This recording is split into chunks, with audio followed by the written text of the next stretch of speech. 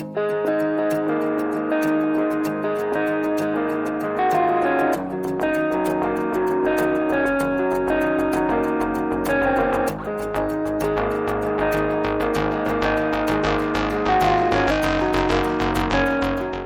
vous saluons dans le précieux nom de notre Seigneur Jésus-Christ. Nous vous témoignons notre gratitude du fait que vous disposez de votre temps pour nous suivre et suivre cette émission. Et nous vous assurons que vous n'avez pas fait une erreur, car ça sera des instants de gloire, des instants de bénédiction, des instants d'édification ainsi que de visitation. Nous sommes dans le livre de Juges, chapitre 11, verset 1er. Nous allons lire pour vous au nom du Seigneur Jésus-Christ. Il est écrit, Jephthé le Galadite était un vaillant héros. Il était fils d'une femme prostituée et c'est Galad qui avait engendré Jephthé. La Bible, c'est un livre qui doit être étudié verset par verset et mot à mot pour que le mystère caché derrière les Écritures soit dévoilé. Parce que la Bible, c'est un ensemble de concepts où chaque concept doit être bien étudié, bien sondé, afin que le mystère de Dieu, qui est Christ, soit mis en lumière. C'est pour ça que nous avons reçu le ministère. Parce que l'Éternel a confié le ministère, il a confié le ministère aux captifs, pour que les captifs puissent mettre en lumière le mystère de Dieu qui est Christ Jésus. C'est comme ça que nous avons toujours dit que nous ne prêchons pas autre chose, nous prêchons Jésus et Jésus-Christ est crucifié qui est la révélation de Dieu. Parce que l'enseignement de la grâce, la prédication de Christ, c'est ça la révélation même de Jésus-Christ. Parce qu'il est écrit, la foi vient de ce qu'on attend. Et ce qu'on attend, on n'a pas dit vient de la parole de Dieu, mais on dit vient de la parole de Christ.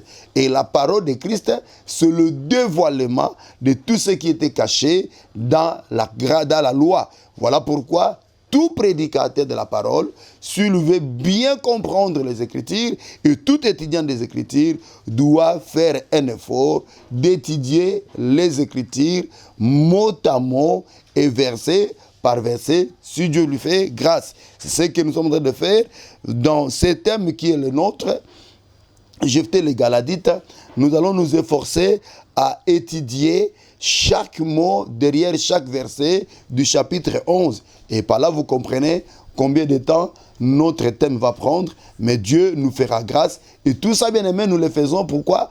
Parce que nous voulons comprendre le parcours de Jésus-Christ, de sa première venue jusqu'au millénium. Parce que nous disions dans notre émission introductive que Jephthé était, bien aimé, le type même, était le mystère qui cachait, bien aimé, le parcours de Jésus-Christ, de sa première venue jusqu'au millénium. Voilà pourquoi nous vous demanderons aussi, à vous qui voulez connaître Jésus, à vous qui voulez le connaître en longueur, en largeur, en profondeur, ainsi qu'en hauteur, qu'il est très important aussi que vous preniez du temps à étudier les personnages bibliques qui sont dans l'Ancienne Alliance, et comme ça vous allez emboîter les pas de l'auteur de l'Épître aux Hébreux, qui nous a parlé d'Abel, qui nous a parlé de Noé, qui nous a parlé d'Abraham, ainsi que des autres. Et puis il dira que le temps me manquerait de parler de Baruch, de Jephthé, ainsi de suite, parce qu'il savait que le ministère continue, le ministre meurt, mais le ministère continue, et le ministère continuera à nous expliquer ces choses, et nous bénissons le Saint-Esprit, parce que le Saint-Esprit est avec nous pour nous dévoiler ces choses. Dans les émissions précédentes, nous avons d'abord commencé en introduisant, en parler d'abord de Jephthé. Nous avons cherché à comprendre la signification ou les significations qui étaient derrière le nom de Jephthé. Parce que nous avions dit que le nom de Jephthé avait plusieurs significations. Après, nous avons parlé sur les pères de Jephthé. C'est ce qui nous a poussé à voir Joseph. Et puis, en parlant de Joseph, nous avons touché aussi Benjamin. Que le Dieu de Dieu bénisse. Et bien aimé, aujourd'hui, nous allons parler de la mère de Jephthé. Parce que nous avions dit ici, nous sommes en train d'étudier, nous allons l'étudier verset par verset et mot à mot. Ici, on nous dit que Jephthé était fils d'une femme prostituée. Dieu ne pouvait pas permettre qu'on parle de sa femme, de la maman de Jephthé, si réellement il n'y avait pas une révélation qui était cachée. Et qui est cette femme bien-aimée qui était la mère de Jephthé, dont nous parle que c'était une prostituée?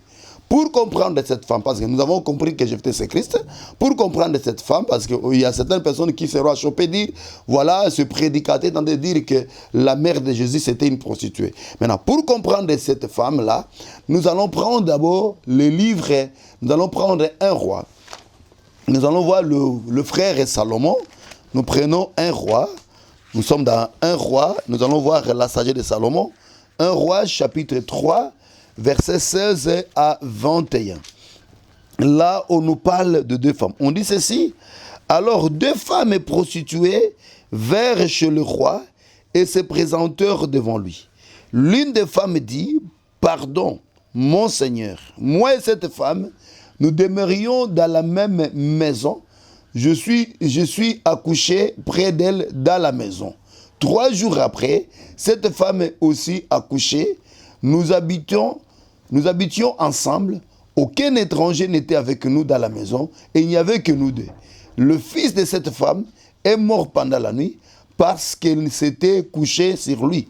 Elle s'est levée au milieu de la nuit, elle a pris mon fils et mon fils à mes côtés, tandis que ta servante dormait. Elle l'a couché dans son sein, et son fils qui était mort, elle l'a couché dans mon sein.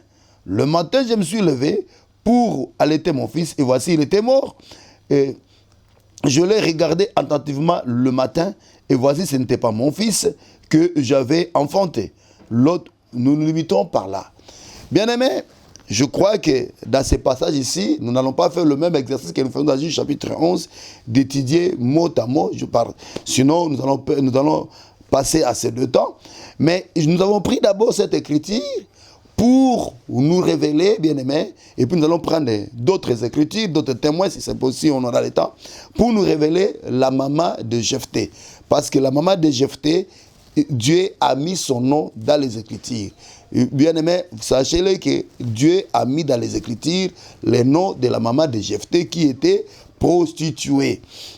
Je vais encore nous rappeler, bien-aimés, ou nous dire, nous informer que la Bible que nous tenons, c'est un livre de mouvements. Donc vous devez savoir que tous les mouvements qu'avaient posés les prophètes dans l'Ancienne Alliance, tous ces mouvements avaient une signification. Tous ces mouvements avaient une signification. Et ici, nous allons étudier ces mouvements. Nous voyons Salomon qui est roi et 2 femmes qui viennent auprès d'elle. On nous précise bien que ces femmes étaient des prostituées. Et ces 2 femmes, chacune de ce côté, avait accouché un enfant. Mais il y a une d'elles qui avait tué son enfant, c'est-à-dire pendant le sommeil. On dit quoi? On dit que, je vais faire le récit pour parler, vous répéter ce qui est écrit. On dit, le fils de cette femme est mort pendant la nuit parce qu'il était couché sur lui. On nous fait voir ici, bien aimé, que la deuxième prostituée avait tué son enfant, c'est-à-dire elle était couchée sur son fils et son fils était décédé. Et pendant la nuit, elle a fait le change. Elle a pris le fils de l'autre qui était vivant et l'a amené dans son sein et a pris le tien, l'a donné, il l'a mis de l'autre côté.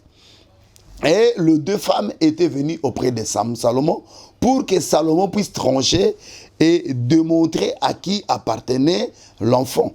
Tous ces mouvements-là, bien-aimés, c'était prophétique. Voilà pourquoi je me répète et je dis, tout prédicateur des Écritures, tout enseignant de la bonne nouvelle, tout celui qui veut découvrir la grâce cachée derrière la loi, doit aussi faire un effort d'étudier le mouvement. En réalité, qui sont ces 2 femmes et qui est ce fils vivant? Bien-aimés, les 2 femmes ici qui s'étaient présentées devant Salomon typifiaient 2 peuples. Oui, bien aimé, la première femme typifiait Israël et la deuxième, bien aimé, typifiait l'Église. En réalité, bien aimé, l'Église en Adam avait tué son fils parce que le fils, en réalité, c'est la vie. La Bible dit que celui qui a le Fils a la vie. Donc, bien-aimé, nous, en Adam, en péchant, bien-aimé, nous avons tué notre Fils, c'est-à-dire nous avons perdu la vie. Et Dieu, dans sa manière de faire, il était devenu le Dieu d'Israël. C'est-à-dire que Dieu est parti en Mésopotamie et Dieu a choisi Abraham, Abraham à l'époque, qui était le fils de Térak. Et à travers Abraham, Dieu a fait sortir Isaac. Et d'Isaac, Dieu a fait sortir un peuple qu'on appelle Israël. C'est-à-dire qu'Isaac a engendré Jacob. Et de Jacob, Israël est sorti. Et Dieu a fait d'Israël son peuple. C'est ça aussi la fille de Jairus. Alors, pendant que Dieu était Dieu d'Israël, nous, bien-aimés, nous n'avions pas la vie. C'est ce que nous dit aussi Éphésiens, chapitre 2. Nous allons prendre Éphésiens, chapitre 2, verset 12. Nous lisons au nom du Seigneur Jésus-Christ. On dit, « Souvenez-vous que vous étiez en ces temps-là, sans Christ, privés du droit de citer en Israël, étrangers aux alliances de la promesse, sans espérance et sans Dieu dans le monde. » Donc, en Adam, nous avons perdu la vie, mais Dieu, dans sa bonté, Dieu, dans son amour, il a choisi Israël et il avait accordé à Israël un fils. C'est-à-dire que Dieu était devenu le Dieu d'Israël.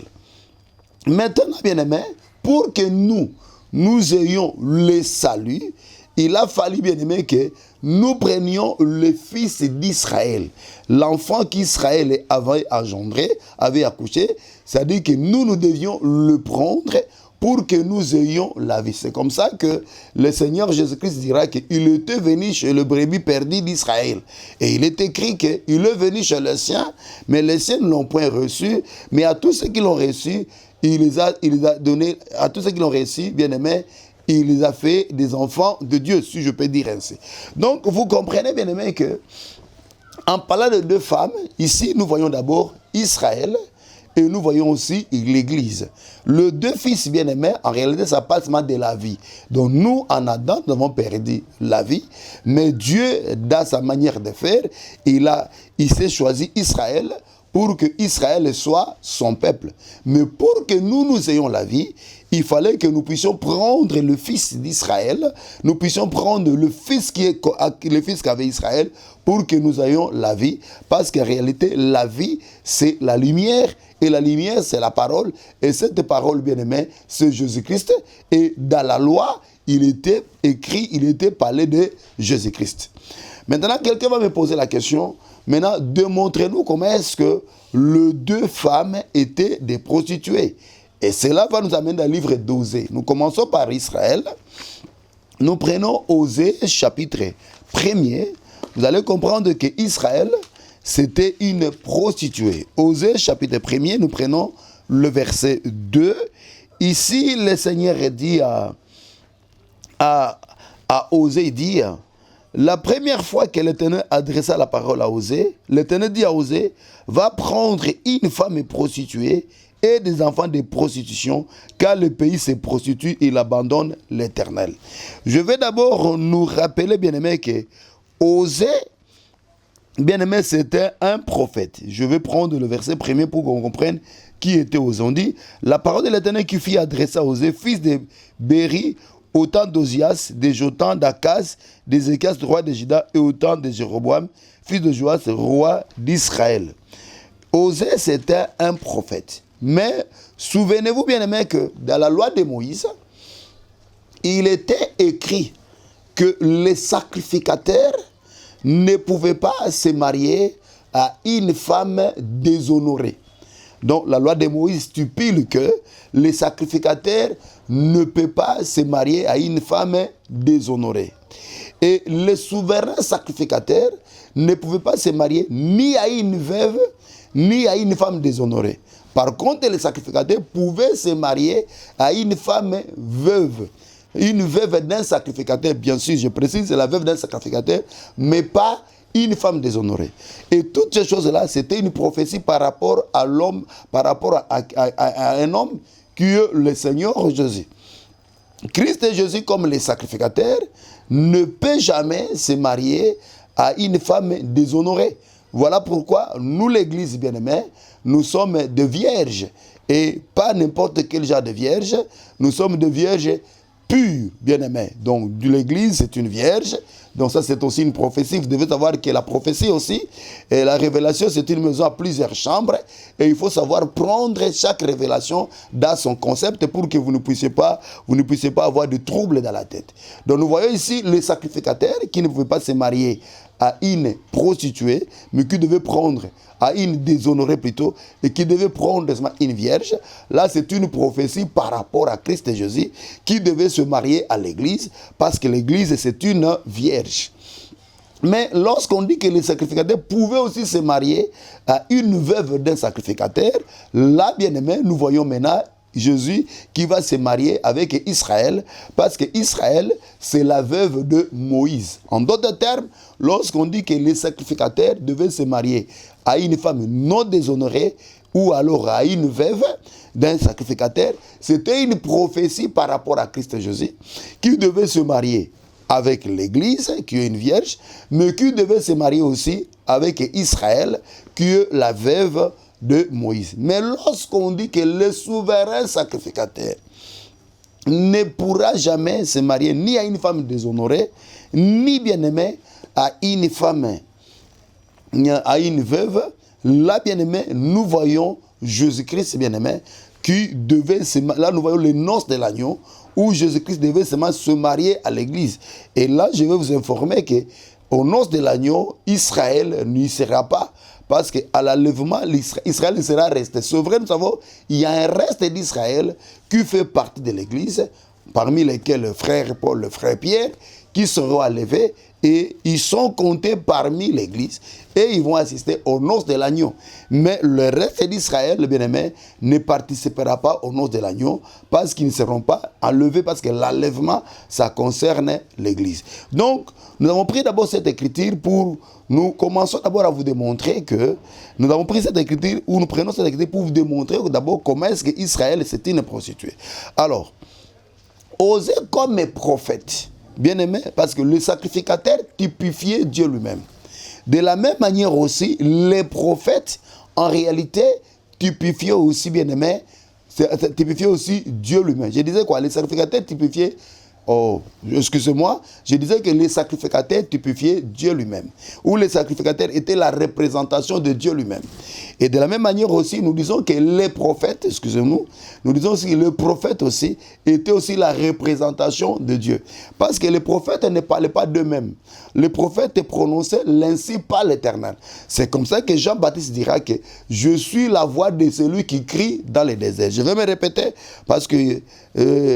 peut-être il y a une petite confusion dans mon langage. Je vous disais ceci, bien aimé, que les sacrificateurs étaient la représentation de Dieu lui-même, ou alors typifiaient Dieu lui-même. De la même manière aussi, les prophètes aussi étaient aussi la représentation de Dieu, ou typifiaient Dieu lui-même. Voilà pourquoi Jean-Baptiste dira, je suis la voix de celui qui crie dans le désert. Donc il y a quelqu'un qui crie dans le désert, et celui qui crie dans le désert, c'est l'Éternel lui-même. Mais Jean-Baptiste, comme le prophète, n'est que la voix. Donc vous voyez que le prophète était la représentation de Dieu lui-même. Maintenant, ici, si les sacrificateurs, il y était interdit de prendre une femme déshonorée, par là nous comprenons que les prophètes aussi ne pouvaient pas prendre une femme déshonorée. Mais ici, nous voyons Dieu qui demande à oser les prophètes de prendre une femme déshonorée. Donc là, l'Éternel s'est servi d'oser comme seulement un signe ou alors un présage. C'est comme ça que Ésaïe aussi, comme le prophète, dira que moi et les enfants que Dieu m'a donnés sommes des signes et des prophètes. C'est là où des signes et des présages. Je ne sais pas qu'est-ce qui m'arrive aujourd'hui. C'est par là que je vous dis que quand vous prenez les prophètes, vous devez savoir que tous ces prophètes, en réalité, typifiaient d'abord Jésus-Christ. C'est comme ça que lorsque, s'il faut que je répète Matthieu 17, Matthieu 16, lorsque Jésus-Christ va demander aux siens, aux disciples, aux apôtres, qui suis-je au dire des gens? On lui dira que, parmi les réponses que lui avait données, on lui dira que pour les autres, tu es l'un des prophètes. Parce que réellement, tous ces prophètes-là parlaient de Jésus-Christ ou typifiaient Jésus-Christ. Donc, Osée ici, bien aimé, était le type de Jésus-Christ ou le type de Dieu lui-même. Maintenant, l'Éternel demande à Osée de prendre une prostituée. Non, Osée était entré, le Seigneur était en train de servir d'Osée pour dire que lui, l'Éternel, bien-aimé, avait pour femme une prostituée ou s'était approché d'une prostituée. Et qui est cette femme-là? C'était Israël. C'est comme ça que l'Éternel dira à Osée, va prendre une prostituée parce que les pays, il dit quoi? Va prendre une femme prostituée et des enfants de prostitution. Quand le pays se prostitue, il abandonne l'Éternel. Le pays dont il parlait ici, c'était Israël. Et la prostitution d'Israël, c'était l'abandon de l'Éternel. Le fait qu'Israël ait abandonné l'Éternel, donc Israël s'est prostitué et Israël s'est comporté en âne sauvage. Je crois, au jour du Seigneur, lorsque nous parlerons, si Dieu nous fera grâce, sur la divinité de la nature, et nous allons parler aussi sur les créatures, bien-aimés, et Dieu nous fera grâce que nous puissions toucher aussi l'âne sauvage, et nous vous démontrerons comment est-ce que l'âne sauvage, ça typifie aussi Israël, qui ne cesse d'aller derrière chaque arbre vert sur toutes les montagnes. Tout ça, c'est l'image de la prostitution d'Israël. Nous allons prendre un autre témoin. Nous sommes toujours à Osée, chapitre 2, verset 4. Écoutez ce que l'Éternel est en train de dire par rapport à Israël, la prostituée. Il dit, plaidez contre votre mère, car elle n'est point ma femme, et je ne suis point son mari, qu'elle ôte de sa face ses prostitutions et de son sein ses adultères. On ne peut pas parler d'adultère si la femme n'est pas mariée. Pour qu'on parle de l'adultère, c'est-à-dire la femme est mariée. Et à qui cette femme était mariée? Elle était mariée à Dieu lui-même. Donc c'est Dieu qui était l'époux d'Israël. C'est Dieu qui était l'époux d'Israël. Et c'est comme ça, bien aimé, que Dieu va l'appeler une prostituée parce qu'elle s'était prostituée.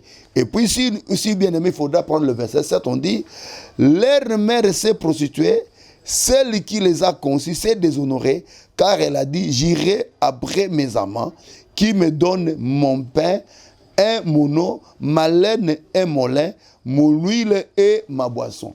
Ici, bien aimé, le Seigneur est en train de nous étaler sur la prostitution d'Israël. Comment est-ce qu'Israël s'était déshonoré en l'abandonnant et en allant vers d'autres dieux. Des dieux en réalité qui n'étaient pas des dieux, mais qui sont des créatures. Quand vous prenez Ésaïe 44, vous comprendrez de quoi on est en train de parler. Parce que dans Ésaïe 44, l'Éternel est en train de fustiger Israël, ou il est en train de fustiger son comportement par rapport à sa prostitution. Ça, c'était le premier témoin.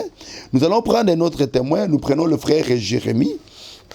Nous sommes dans le livre de Jérémie, chapitre 3, où Jérémie est en train de nous parler aussi sur la prostitution d'Israël. Jérémie, chapitre 3. Jérémie, chapitre 3, nous prenons le verset 600. Il est écrit L'Éternel me dit au temps du roi Josias, as-tu vu ce qu'a fait l'infidèle Israël? Elle est allée sur toute montagne élevée. Oh, je bénis Dieu, parce que Jérémie vient me donner la même association. Elle est allée sur toute montagne élevée et sur tout arbre vert, et là, elle s'est prostituée. Jérémie et Israël comme un âne sauvage. Elle est allée sur toute montagne élevée et sur tout arbre vert, et là, elle s'est prostituée. Là, nous voyons aussi le frère Jérémie entrer, bien aimé, de témoigner, bien aimé, sur la prostitution d'Israël. Et je veux vous assurer que jusqu'à aujourd'hui, Israël est encore dans la prostitution. Parce que la grâce n'est pas encore retournée auprès d'elle. C'est lorsque l'Église sera partie et que la grâce va retourner en Israël, que Israël va lâcher sa prostitution. Vous avez compris, bien-aimés? C'est-à-dire que jusqu'aujourd'hui, Israël est encore dans la prostitution. Et s'il faudra que nous allons dans le temps, ou que nous touchions la ligne de temps, lorsque, bien-aimé, l'Antéchrist viendra, parce qu'on nous fait voir que quand l'Antéchrist viendra, fera une alliance d'une semaine, c'est-à-dire qu'on dit l'alliance d'une semaine, c'est-à-dire l'alliance de 7 ans. Et nous voyons, bien aimé, dans la première partie de la 70e semaine d'Israël, qu'on appelle aussi de Daniel, là nous voyons le ministère des deux témoins qui sont dans les ministères des deux témoins qui sont en train d'exercer leur ministère. Mais pendant que les deux témoins exercent leur ministère, la bête est en train de faire aussi des alliances. Et là aussi, il y aura des traîtres d'alliance. C'est-à-dire, en Israël, il y aura aussi des traîtres d'alliance. C'est-à-dire, il y aura aussi ceux-là qui vont se livrer à la prostitution. Ça, ce n'est pas l'enseignement d'aujourd'hui, mais nous voulons seulement vous démontrer que Israël continue dans la prostitution et la prostitution d'Israël prendra fin.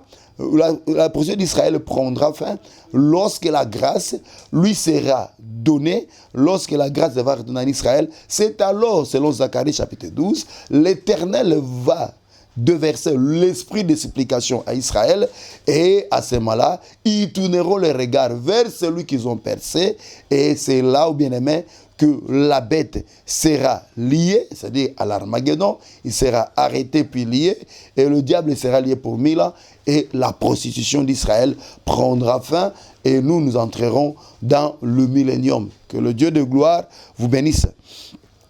Si nous étions dans Jérémie chapitre 3, nous allons ajouter le verset 12 ainsi que le verset 13. On dit ceci: va crier ces paroles vers les septentrions et dit, reviens fidèle Israël, dit l'Éternel, je ne jeterai pas sur vous un regard sévère, car je suis miséricordieux, dit l'Éternel, je ne garde pas ma colère à toujours. Reconnais seulement ton iniquité, reconnais que tu as été infidèle à l'Éternel ton Dieu, que tu as dirigé ça et là tes pas vers le Dieu étranger, vous voyez, là, sa position, sous tout arbre vert, et que tu n'as pas écouté ma voix, dit l'Éternel. Revenez, enfants rebelles, dit l'Éternel, car je suis votre maître, je vous prendrai une d'une ville et deux d'une famille, et je vous ramènerai d'Sion. Donc, on nous fait voir, bien aimé, comment est-ce qu'Israël s'est prostitué, continue à se prostituer, et se prostituera jusqu'à ce que l'Éternel lui fasse grâce et que Israël soit restauré. Et c'est comme ça que, bien aimé, c'est le pourquoi maintenant du ministère des deux témoins. Quand vous prenez Malachie chapitre 4, Malachie chapitre 4, nous allons lire le verset que certaines personnes ont tordu l'essence.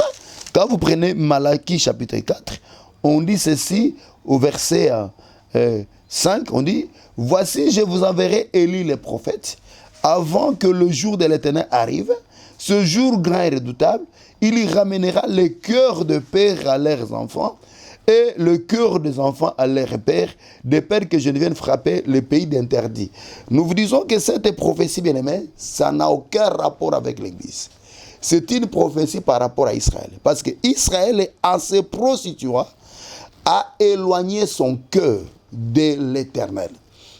Dans ses prostitutions, Israël a éloigné son cœur de l'Éternel.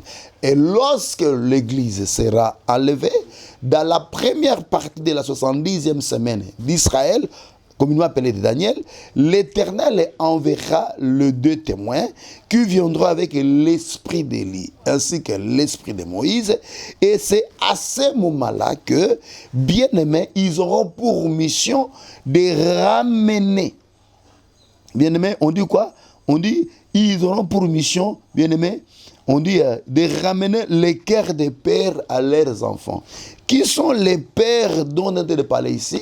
Les pères qu'on parle ici, ce ne sont pas les apôtres de Jésus-Christ, comme certaines personnes ont de l'essence. Les pères ici, ce n'est pas Pierre, ce n'est pas Paul, ce n'est pas Jean ou Jacques ou Jude.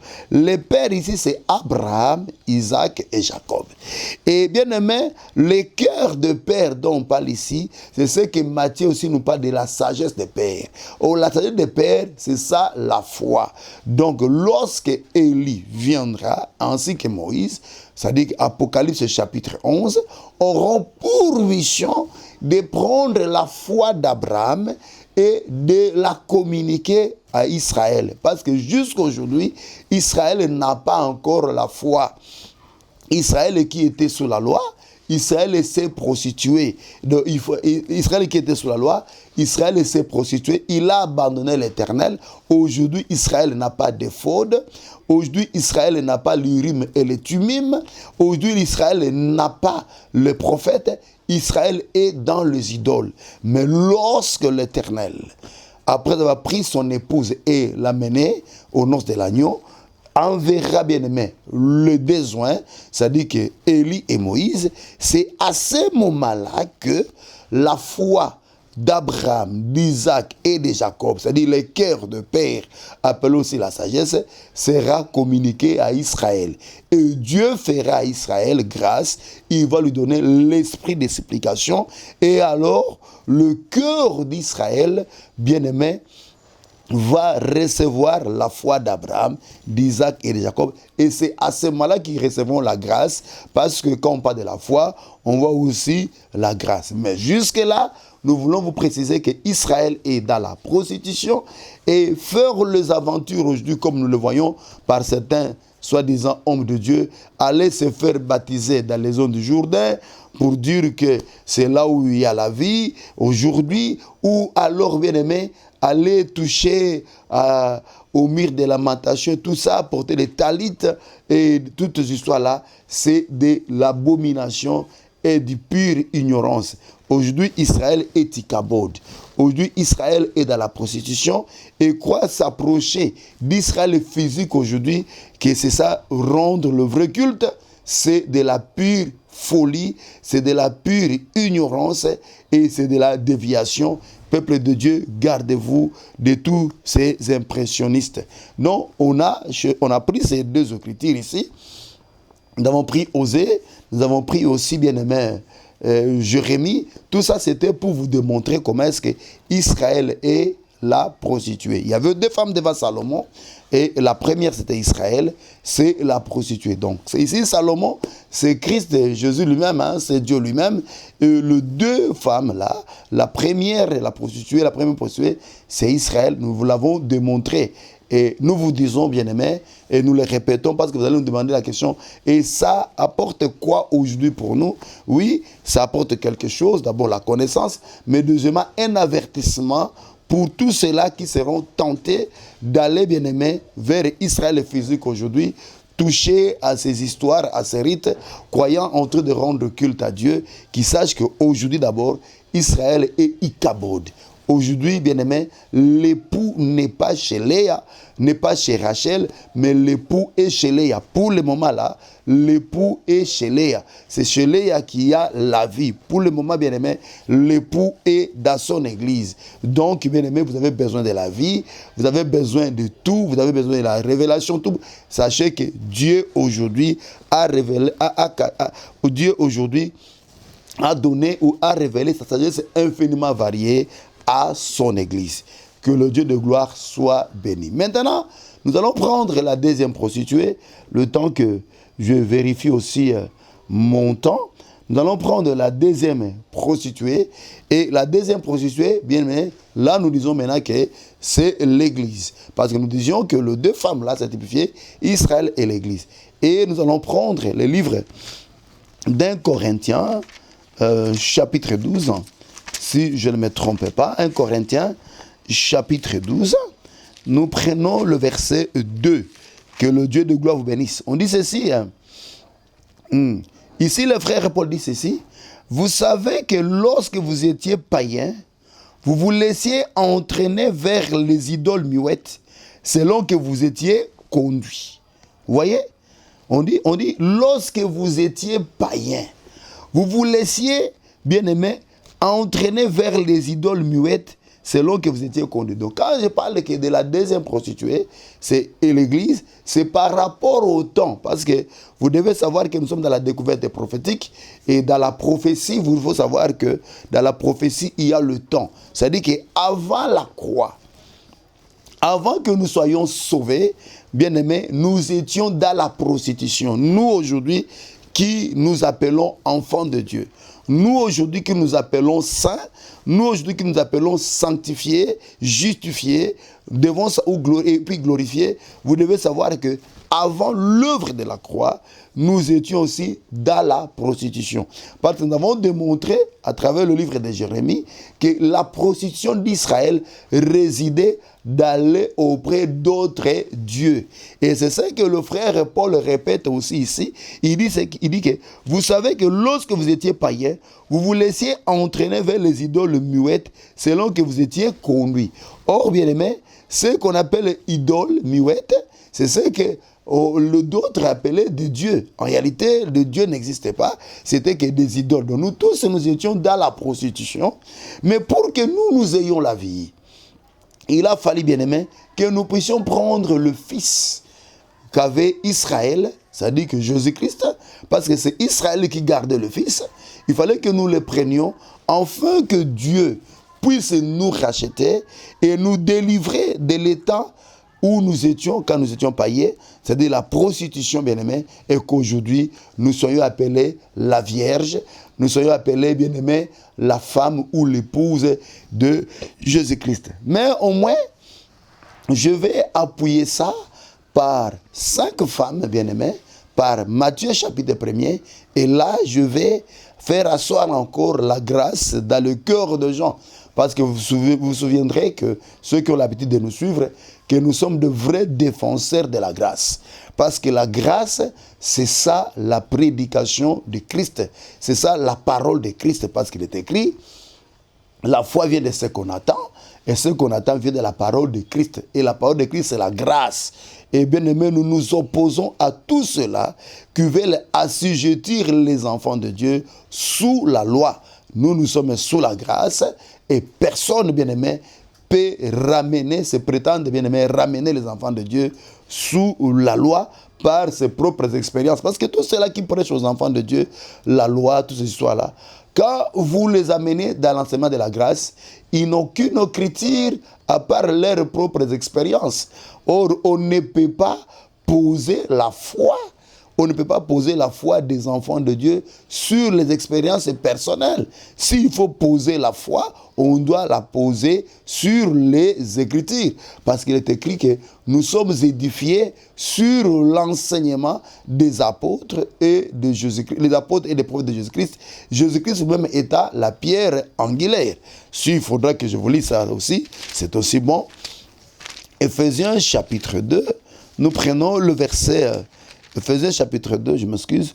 Nous prenons le verset 20. On dit, vous êtes édifiés sur le fondement des apôtres et des prophètes. Jésus-Christ lui-même étant la pierre angulaire. Ce fondement-là, c'est la grâce. Parce que la grâce, c'est une personne qu'on appelle Jésus. Or, la grâce, c'est la révélation de la personne de Jésus. C'est comme ça qu'il dira à Pierre, toi tu es Pierre, si c'est roc, si toi tu es Pierre, si c'est roc, je bâtirai mon église. Le roc dont il parlait de la révélation de sa propre personne. Or, cette révélation, c'est ce qu'on appelle aussi la grâce. On dit, en lui, tout l'édifice bien coordonné s'élève pour être un temple saint dans le Seigneur. En lui, vous êtes aussi édifiés pour être une habitation de Dieu en esprit. Nous avons été édifiés sur la grâce. Nous avons été édifiés, bien aimés, sur la grâce pour être une habitation de Dieu. Donc tout celui qui a la grâce doit savoir qu'il est l'habitation de Dieu. Il est le temple du Saint-Esprit. Et le diable n'a aucune part dans sa vie parce que l'Éternel ne partage jamais sa gloire avec une autre personne. Donc, bien aimés, vous devez savoir que nous avons vu auprès de lui grâce et grâce. Parce que Moïse est venu avec la loi, ces dispensations étant passées, les sacerdoces et les lévitiques étant passés, aujourd'hui, nous sommes dans la grâce. Bien, Moïse est venu avec la loi, nous sommes dans la grâce, parce que la grâce est venue avec Jésus-Christ, et nous sommes dans les sacerdoces royales, et le diable étant tombé, nous avons l'autorité, c'est toute puissance de l'ennemi. Aucun autel n'a le pouvoir, aucune réclamation n'a le pouvoir sur les enfants de Dieu. Je prends Matthieu, chapitre 1er, Et je vais vous épargner d'une longue lecture. Quand vous prenez Matthieu chapitre 1er, dans la généalogie de Jésus, on nous parle de 5 femmes. Mais ces 5 femmes, selon la loi de Moïse, aucune d'elles ne pouvait vivre et résister. Parce que toutes ces femmes, bien aimées, selon la loi de Moïse, étaient coupables et devaient, bien aimées, subir la rigueur de la loi. La première, c'est Tamar. Tamar, c'était, s'il faudra parler par rapport au langage le langage des humains, Tamar, c'était la belle-mère de Juda. Je dis bien de Juda et non pas de Judas. C'était la belle-mère de Juda. Mais dans la suite des temps, nous verrons que Tamar était sortie avec Juda, parce que Tamar, bien-aimé, devait avoir part à l'héritage. Mais pour avoir part à l'héritage, Tamar était sortie avec Juda, son beau-père. Et selon la loi de Moïse, le deux devait être lapidé. Et lorsqu'on était parti dire à Juda que Tamar était enceinte, bien-aimé, Juda avait décidé qu'on puisse la brûler. Mais, bien-aimé, c'est lorsque Tamar va démontrer, va faire parler, va envoyer le message pour dire, allez dire à Juda que les propriétaires des gages que moi j'ai, c'est lui l'auteur de cette grossesse. C'est par là que Tamar recevra la miséricorde, recevra la grâce. Je vous épargne de plusieurs lectures, parce que là, dans mon chrono, il me reste quelque chose comme 10 minutes, parce que les 10 ou les autres, là, c'est pour la prière, les communiquer. Donc, je ne vais pas aller en profondeur. Et là, vous allez comprendre que Tamar, ici, qui avait reçu les gages de la part de Juda, c'est l'image de l'Église. Parce que le Seigneur Jésus aussi, en partant, il nous a laissé les gages. Et les gages qu'il nous a laissés, c'est le Saint-Esprit. C'est le Saint-Esprit qui nous assure la rédemption. C'est le Saint-Esprit qui nous assure le salut. Quelqu'un me pose la question, comment peux-tu dire que le Saint-Esprit nous assure la rédemption? Nous sommes dans Éphésiens chapitre 4. Nous prenons le verset 30. Il est écrit, on dit, n'attristez pas le Saint-Esprit de Dieu par lequel vous avez été scellés pour le jour de la rédemption. C'est-à-dire que notre rédemption est liée, bien-aimé, est liée au sceau du Saint-Esprit. Or, le sceau du Saint-Esprit, c'est aussi les gages, comme le disent aussi les Écritures.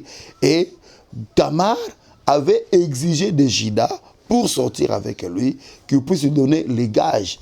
Et les gages qu'il lui avait donnés, c'est-à-dire que son bâton, bien-aimé, son anneau, ainsi que sa corde, bien-aimé, ces 3 choses typifiaient aussi, bien-aimé, le sceau, typifiaient aussi le Saint-Esprit. Et bien-aimé, la personne qui a le Saint-Esprit aujourd'hui, c'est l'Église. Donc nous voyons que Tamar, en briefant seulement comme ça, nous voyons que Tamar est l'image, bien-aimée, de l'Église.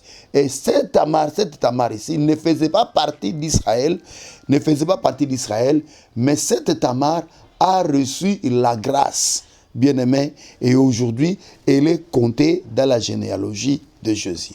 Donc, je vais dire aussi à quelqu'un qui est en train de me suivre, vous devez savoir que nous n'avons pas été sauvés à cause de nos œuvres, nous n'avons pas été sauvés à cause de nos actes, parce que nous étions sous la condamnation de la loi de Moïse, mais il a plu à Dieu, comme Juda, d'effacer l'acte dont les ordonnances nous condamnaient, et aujourd'hui, nous sommes libres, nous avons la vie, nous avons le salut.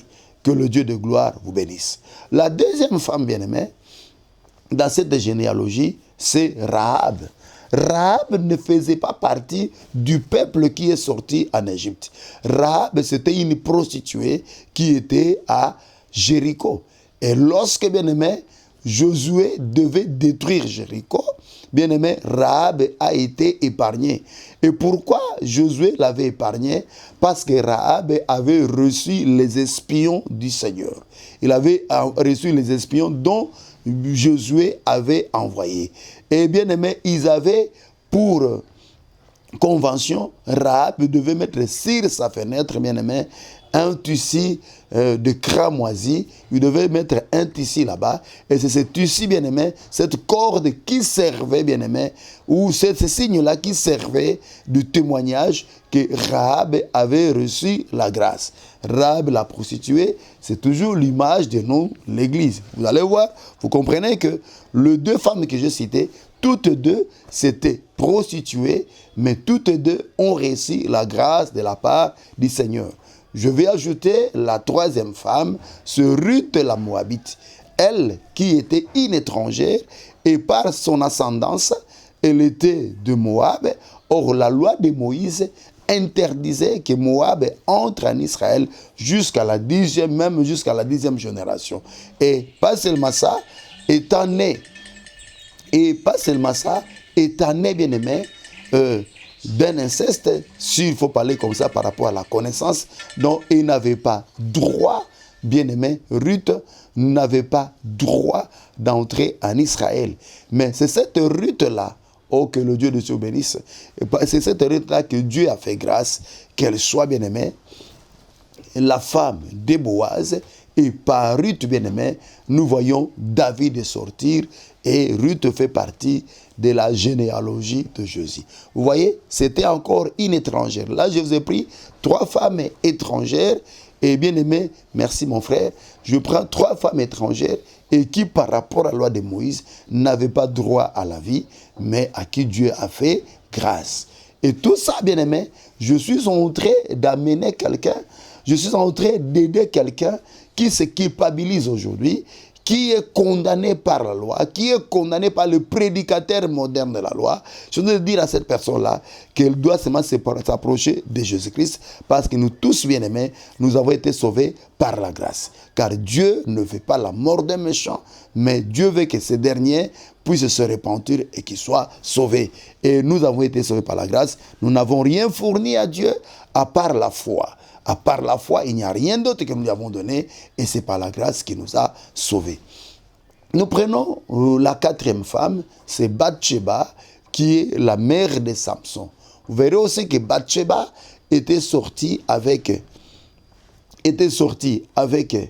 David. En réalité, Bathsheba, c'était la femme d'Iri. Et selon la loi, comme elle s'était prostituée avec David, les deux devaient mourir.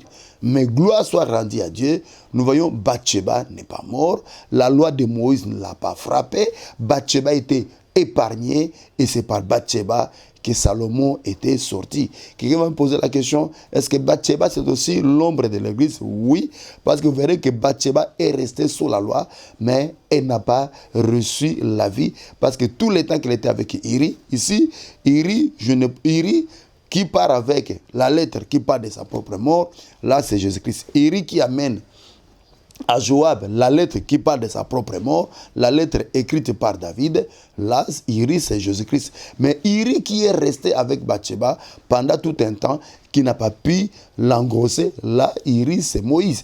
Parce que Moïse ne nous avait pas donné, ne pouvait pas donner la vie, parce que Moïse en descendait de la montagne, et avait voilé son visage. C'est comme ça, bien aimé, que tous ceux qui sont sous la loi aujourd'hui doivent savoir qu'ils n'ont pas la vie. Parce que la vie, c'est en Jésus-Christ, bien aimé. Et tout le temps qu'Iri était resté avec Bathsheba, Bathsheba n'a pas eu d'enfant. Mais lorsque Bathsheba racontera David, le vaillant héros, lorsqu'il racontera David, qui est Christ et Jésus, automatiquement, Bathsheba conçut et eut un fils. Or, il est écrit que celui qui a le fils a la vie. Et puis, il est écrit que la femme sera sauvée en devenant mère. Donc, Bathsheba, en accouchant, en réalité, Bathsheba a reçu le salut. Donc, vous voyez ici, en prenant Bathsheba, nous voyons aussi la manifestation de la grâce. Et la 5e femme bien-aimée, c'était Marie elle-même. Et la mère de Jésus, quand vous prenez Marie, selon la loi de Moïse, elle était fiancée à quelqu'un et s'est retrouvée grosse, bien-aimée, sans que l'époux soit connu. Bien-aimée, pendant qu'elle était fiancée, Marie devait subir aussi la rigueur de la loi.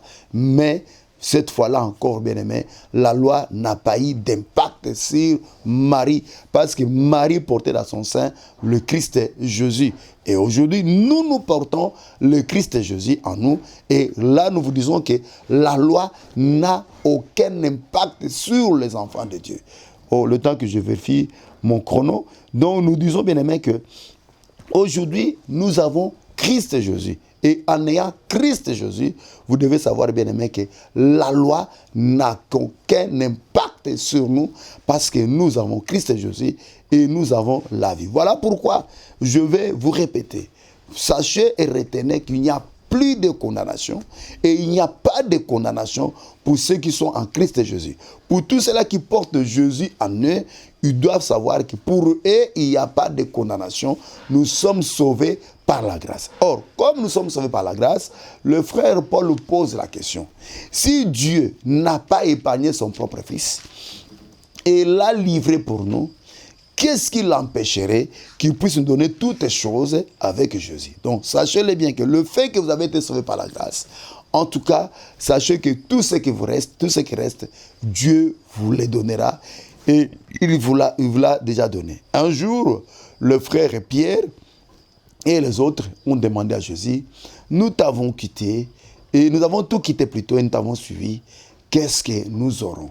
Jésus-Christ va lui dire, il va lui dire ceci, tous, il va lui dire, celui qui a abandonné, tout celui qui a abandonné, tout ce qui est de ce monde, pour moi, et pour l'amour de l'évangile, pour mon amour, l'amour de l'évangile, il aura dans les siècles présents le centuple, la vie abondante, et dans les siècles à venir, la vie éternelle.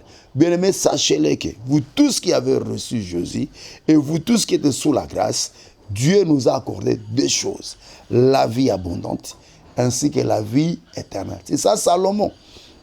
Lorsque David était mort, Salomon va demander à Dieu la sagesse.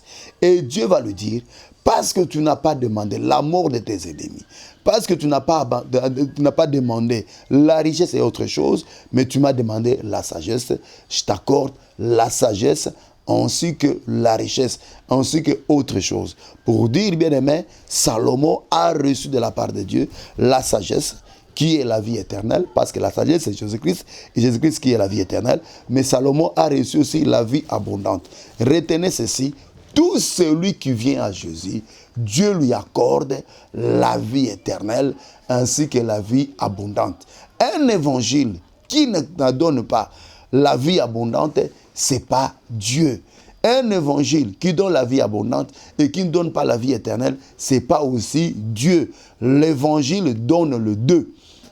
L'évangile donne la vie abondante, l'évangile donne aussi la vie éternelle. Ou alors l'évangile donne la vie éternelle ainsi que la vie abondante. C'est comme ça que Jésus-Christ dira dans Matthieu 6, chapitre 33, « Cherchez premièrement le royaume des cieux et le reste sera donné par-dessus. » Aujourd'hui, bien aimé, nous avons le royaume des cieux qui est Jésus. Et en ayant le royaume des cieux, nous avons la vie éternelle et nous avons le par-dessus. Nous avons le reste. Bien aimé, nous avons le reste. Exercez maximum votre foi et bien aimé, Dieu vous fera grâce. Cessez de vous vilipender, cessez de vous condamner, cessez d'aller fouiller ou bien aimé dans la maison, cessez de fouiller dans le refuge des serpents. Vous risquerez de vous faire mordre, merci mon frère, de vous faire mordre inutilement. Bien aimé, sachez que comme vous êtes en Christ Jésus, Dieu vous a tout donné. Et comme Dieu fait chaque chose à son temps, en son temps, Dieu vous fera grâce. Nous sommes sous la grâce. Et là, je vais parler à une maman que la médecine a condamnée. Je vais parler à une maman que la médecine a condamnée. Non, sachez que Jésus-Christ est mort pour vous. Et il va vous donner la vie. Même si on vous a fait l'ablation, même si on vous a levé le trompe, on vous a levé, bien-aimé, tout, sachez-le que Dieu est capable et il va vous donner, je ne dis pas il paie, mais je dis il va vous donner un enfant. Parce que vous croyez, sachez-le que vous avez déjà votre enfant. Je suis en train de dire à quelqu'un qui est en train de me suivre et qui a des problèmes de surdité. C'est-à-dire vous me suivez, mais vous ne me captez pas très bien, mais Dieu vous a quand même fait grâce de suivre ce que je viens de dire là. Et là, je vous dis, bien-aimé, que Dieu va vous faire grâce. Mettez seulement vos 2 doigts dans les oreilles. Moi, je vais prier et Dieu va vous faire grâce. Et j'ai dit pour d'autres qui sont à côté de leurs bien-aimés, qui souffrent aussi de la surdité, mais qui ne suivent pas, qui ne comprennent pas ce qu'ils ont de dire, ils me voient seulement en train de parler. Mettez seulement les 2 doigts et Dieu va faire grâce. De même manière, ceux-là qui souffrent de cécité, je l'ai dit aussi que Dieu, à travers la voix que vous écoutez, il va vous ouvrir les yeux. Même si on vous a crevé les yeux, le Dieu des miracles existe. Et nous allons prier. Éternel Dieu de gloire, nous te bénissons parce que tu es le Dieu des miracles. Tu es le Dieu des prodiges. Tu es le Dieu des signes. Et Père de gloire, je viens te recommander ton peuple. Le peuple qui m'a suivi avec foi. Et même ceux-là qui ont un problème de surdité, qui voient seulement quelqu'un en train de parler, mais bien aimés qui n'ont pas capté le message. Père de gloire, je vais le recommander entre tes saintes mains. Oh, laisse que cette parole puisse pénétrer dans leur cœur et que le miracle s'en suive au nom puissant de Jésus. Je déclare que la surdité n'a plus de place dans leur vie. Et je chasse la surdité au nom puissant de Jésus. Toi, esprit de surdité, je te chasse, je t'ordonne de libérer leurs oreilles au nom puissant de Jésus. Oh Dieu, je déclare que leurs oreilles sont ouvertes au nom puissant de Jésus. Au nom puissant de Jésus, je vous déclare maintenant que vous écoutez au nom puissant de Jésus. Oh Dieu, je te recommande aussi ceux-là qui ont des problèmes de vision, qui ont des problèmes de cécité et qui ont des problèmes, bien-aimés, au Dieu de gloire des yeux. Au nom puissant de Jésus, que le miracle se passe. Oh Dieu, qu'il recouvre totalement leur vision et que la cécité tombe, que l'aveuglement tombe, même pour ceux-là qui ont été crevés, qui ont des yeux crevés, que le miracle de la récréation puisse se passer au nom puissant de Jésus. Oh Dieu, Dieu. Oh Dieu, je te recommande aussi ces femmes qui ont subi l'ablation ou l'imputation d'une de leurs trompes ou de toutes leurs trompes. Oh Dieu, je déclare la restauration de leur utérus, la restauration de leurs trompes et je proclame la maternité au nom puissant de Jésus. Même ceux-là, oh Dieu, qui sont stériles, qui ont bien aimé la stérilité secondaire à cause de ta miséricorde, Père de gloire, je le déclare. Maman, je le déclare mère, merci pour les enfants que tu les as accordés. Père de gloire, laisse que ton peuple soit béni. Console le cœur. Je vois un cœur qui saigne. Je vois un cœur qui a besoin de toi. Console encore ces cœurs et épargne tes enfants de toute œuvre de l'ennemi au nom puissant de Jésus. Que le Dieu des cieux vous bénisse et qui vous revête encore de sa grâce et qui vous fasse jouir de ses bontés. Oh, que Dieu vous comble dans tous vos besoins selon ses richesses avec gloire au nom puissant de Jésus. Nous avons ainsi prié. Amen. Nous, c'est votre frère Ariel Kipoane Chocho, comme c'est indiqué. Ne manquez pas de nous visiter sur Kitega numéro 50 dans la commune de Barumbu chaque mercredi, chaque vendredi de 17h à 19h30 et puis chaque dimanche de 9h à 12h30. Mais nous avons un service de guérison miracle chaque jeudi à la même adresse de 17h à 19h30. Vous avez un problème de santé ou vous connaissez quelqu'un qui a un problème de santé, amenez-le et le Dieu des apôtres continue à agir. Et puis chaque samedi de 9h à 13h, nous avons samedi le Sambo et là, il y a des vases. Là, il y a des dons, il y a des frères il y a des vases, il y a des bien-aimés qui ont des dons des prophéties et nous en faisons partie et vous serez toujours visités. Vous avez besoin d'autres choses ou vous avez besoin de quelques renseignements, nos numéros sont là et appelez-nous. Et surtout, nous vous supplions par l'amour de Dieu, si Dieu vous bénit, ne manquez pas de nous aider à payer l'émission. Notre numéro MP-SA est là et votre contribution fera que d'autres âmes soient sauvées. Que le Dieu des cieux vous bénisse. Nous bénissons notre bien-aimé Mouchele qui a la technique et nous bénissons tout le monde. Soyez bénis chez vous au nom puissant de Jésus-Christ. Amen. Ciao.